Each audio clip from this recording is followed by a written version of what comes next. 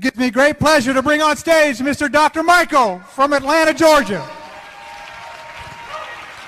Hello, everybody.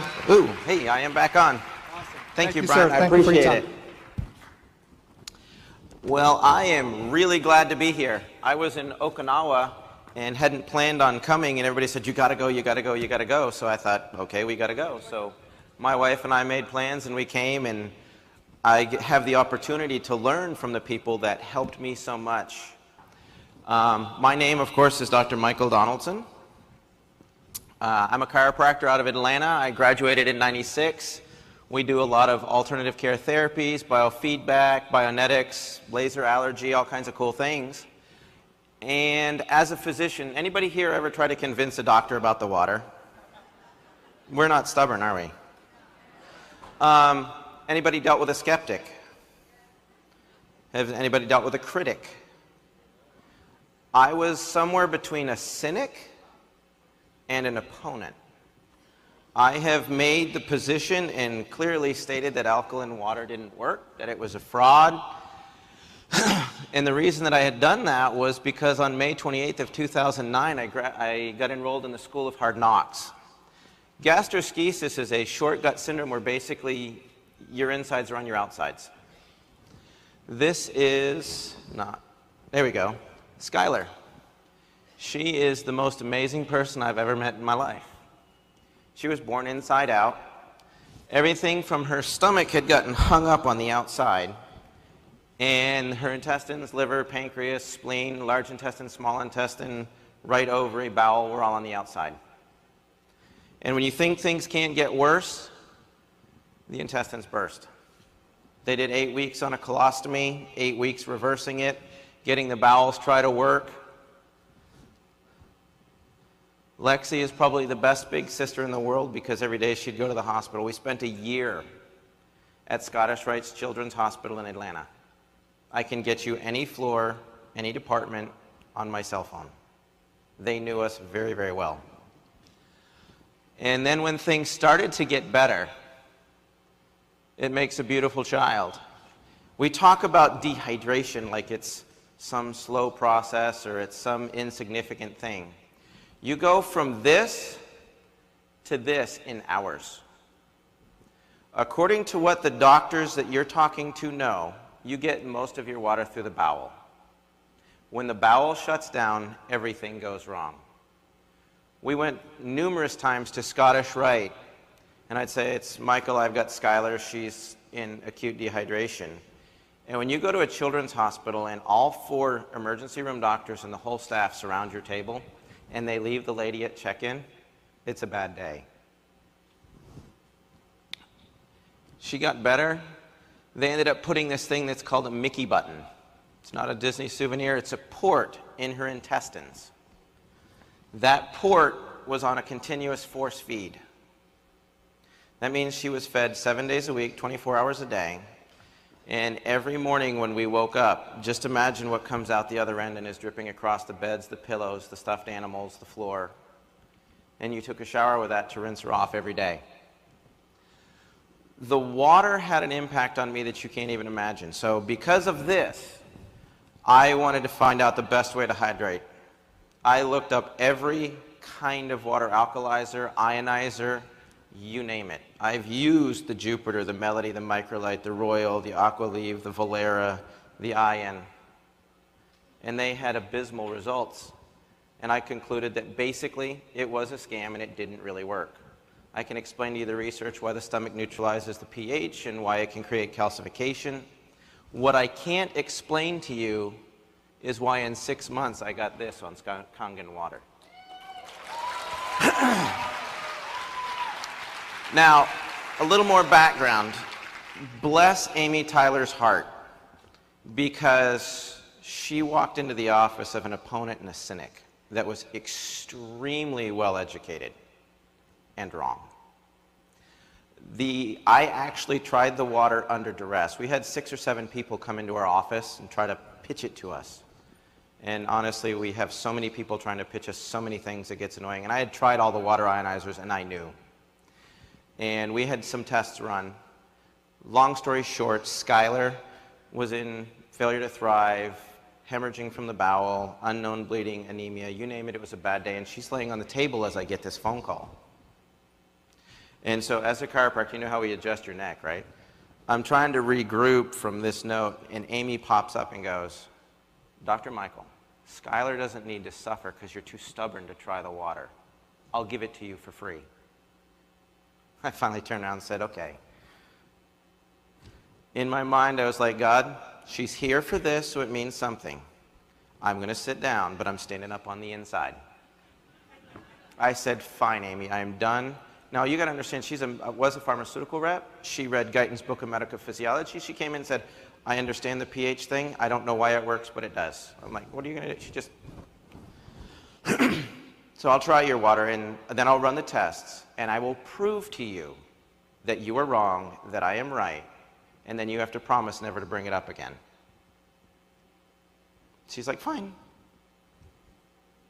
So that was a Thursday. We had the water Friday, Saturday, Sunday. Monday morning rolled around. Now you got to understand, with a Mickey button, all this distension, gas, cramping, crying at night, bowel sounds, just the gurgling, can't imagine. Amy, yeah, it's Dr. Michael. Yeah, I'm having crow for breakfast. I need more water to wash it down. All of that was gone. Now, was it just the water? We were doing everything. We were doing nutrition, detox, foot baths, all that stuff. No, she wasn't doing just the water. But the water was a critical piece. And to answer that, everything we do clinically to help a sick patient adds up to 28%. You take every sick person in the world, and there's something wrong with the 28% that isn't just water. This is not a cure. I'll tell you, some days it feels like it. My oldest daughter was the youngest goalie to make the Olympic development team in soccer. She had to quit. Sick patients affect the entire family, not just the patient. We couldn't go anywhere more than an hour to 2 hours away from Scottish Rite at any given moment for 3 years. Our lives shut down. I wouldn't be in Orlando because I had to be close to the hospital. You couldn't get someone to babysit your child because that little button, she bumps it, it rips out. Not that often, you just have to stick it back in. Anybody want to babysit that? Yeah, I didn't think so. It's not a cure, it's just science. It can save your life. But if you don't make healthy choices, your health benefits are going to be short-lived. It gives you the best possible 72% of your body to work with. That gets nutrition in, toxins out, increases energy, health, and healing. What I had to figure out was, as hard as I researched, why was I wrong? Simple. Your body's a saltwater aquarium. If you never change the water or get the filtration system going, you get a dirty aquarium and your fish die. Patients walk into our offices and this is what they've got. Coke, tea, coffee, GMO foods, you name it. So what we ended up doing was going, okay, so let's start with a basic process. How do you get this cleaned up? You get it cleaned up through cellular respiration. That's the means which you get good stuff in, oxygen and nutrition, and get the bad stuff out, CO2 and toxins.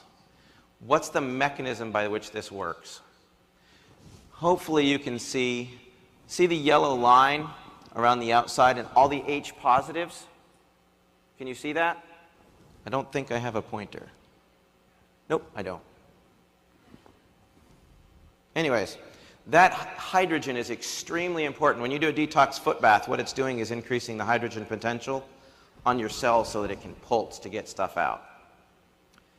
The other thing that we discovered was what's called an aquaporin. That's that little green thing in the middle. It's a high-speed hydrating mechanism. It's the plumbing system for water in your cells.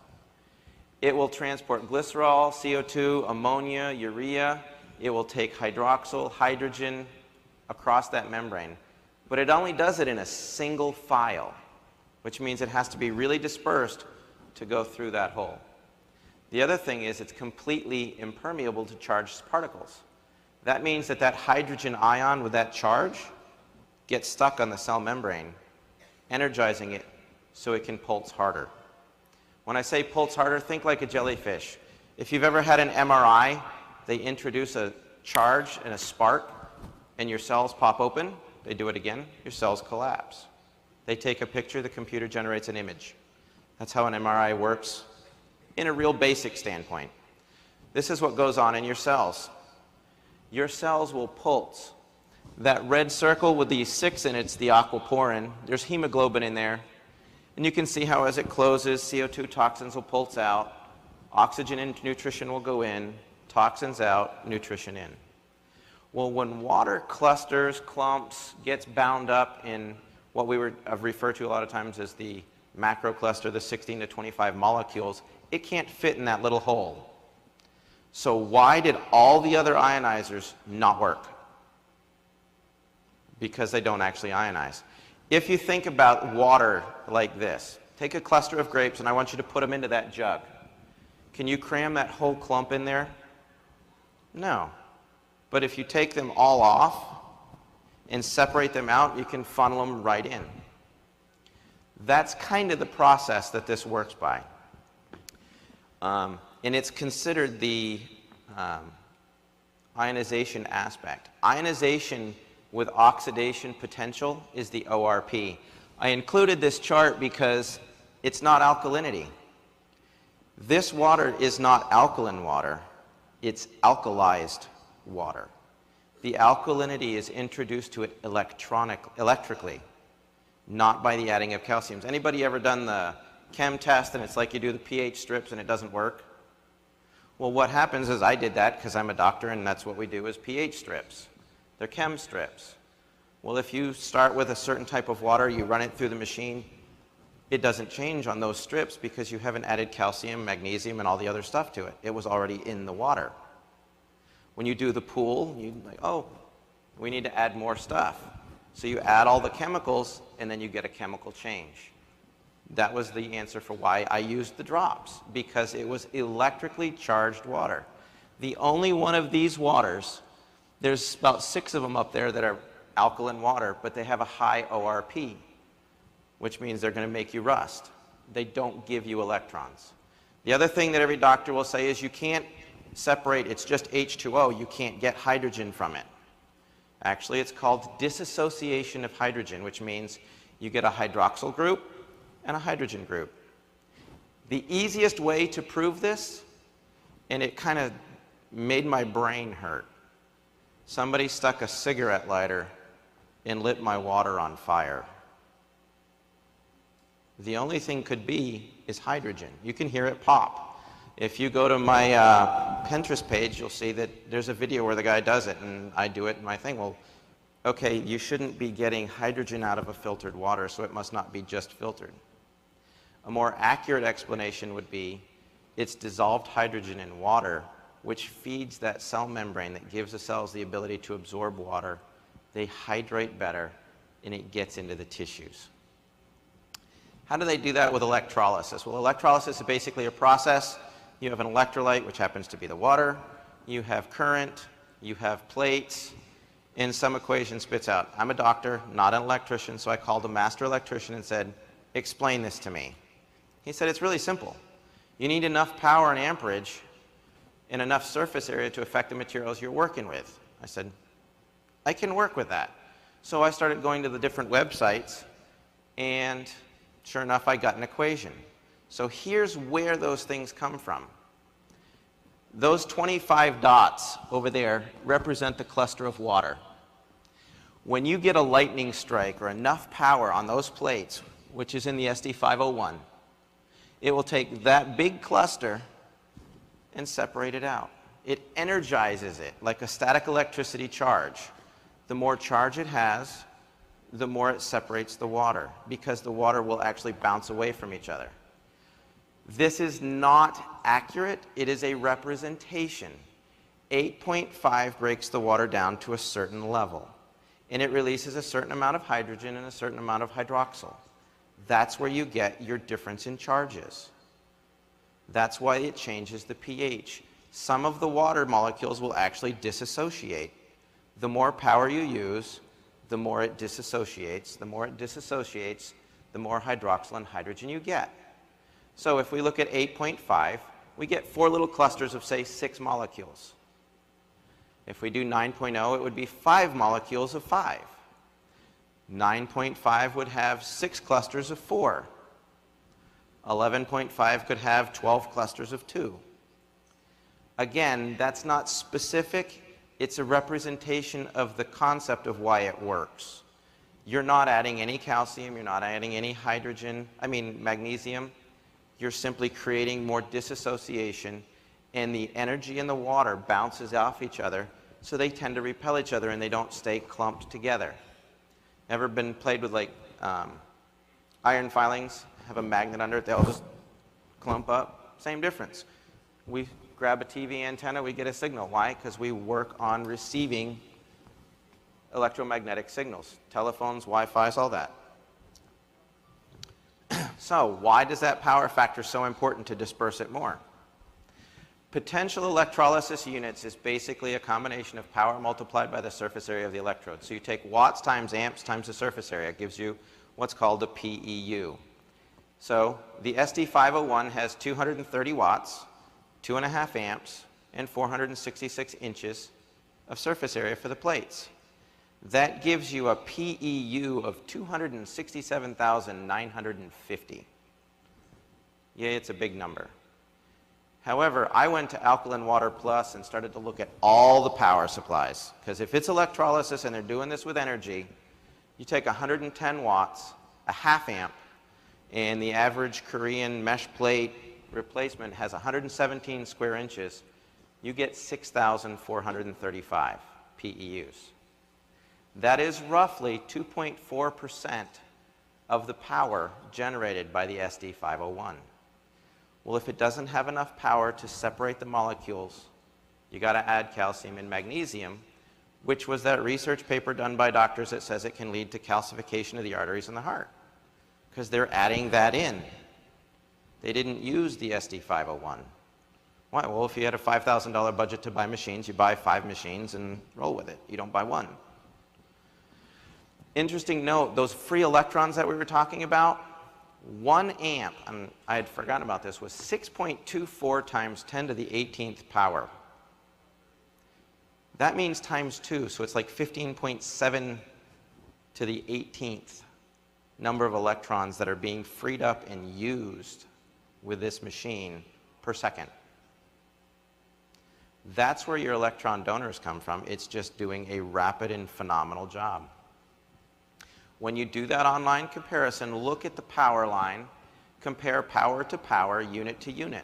Don't compare a 230 watt unit to 110.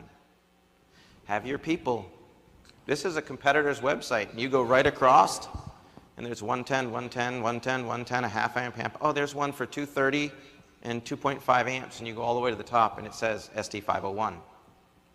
It doesn't work like any other machine. Everybody knows the Otto Warburg issue. The bottom line is if you have a reduction of oxygen, you'll shut down the mitochondria. Well, as you release the hydroxyl and the hydrogen and you create and saturate the tissues with more available oxygen, you don't shut down the mitochondria. That's what leads to all the other health issues, not just cancer. Antioxidants, that's the OH and the H.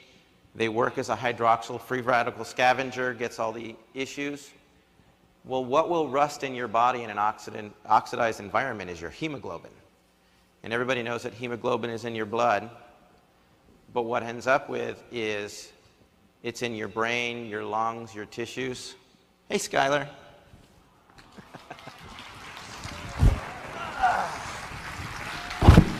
She wants her daddy. This is her in the flesh. Happy and good. In short, your tissues may be so contaminated and loaded with oxidized hemoglobin that you can't transport oxygen. You don't have the energy to deal with it, so you need more available hydrogen. How much do you drink? How fast do you want to get well? If a person weighs 160 pounds, they're 72% water. That means that they're 115 pounds. There's 8.3 pounds of water in a gallon. So you're about 14 gallons. If you tell your people drink a gallon a day in 14 days, you'll have flushed the system. If they drink a half a gallon a day, it'll take 28 days. Hey, if you drink one 12-ounce can of soda, do this. It's a test you should all do. Don't take my word for it. Take a 5-gallon jug, fill it with 11.5 water, and start pouring in a can of soda. You kill it all. You need nearly 10 gallons of water to neutralize that, or an equivalent level of calcium pulled from your bones. This is just a thing that I did. That's a 32-ounce glass of water with a tablespoon of Sprite. Took about 8 seconds to turn it all acid. 2 people I'd like to thank specifically are Hiromi Shinya and Bob Wright. They put me on the path to helping get her well. There's a lot of doctors. Dr. Kareen has become a great friend. She was in Atlanta. We spoke a lot. You know, the hydration issues. People, when they want to talk about doctors, don't let them Google anything. Send them to look for Dr. Hiromi Shinya, Ray Kurzweil, Terry Grossman, specifically Dr. Timothy McKnight, who I'm really excited to hear speak. The skeptic, like I said, I was a defining end. And you'll help educate the physicians. And that'll get people weather. I like this one. It says, Henry, this looks good and all, but do you have any Kangen water in the house? So Skylar, we call it sky water on our house because of obvious reasons. Oop, don't want that, baby. We want to change the world. We want to get the word out. We want to help people get well. The water works.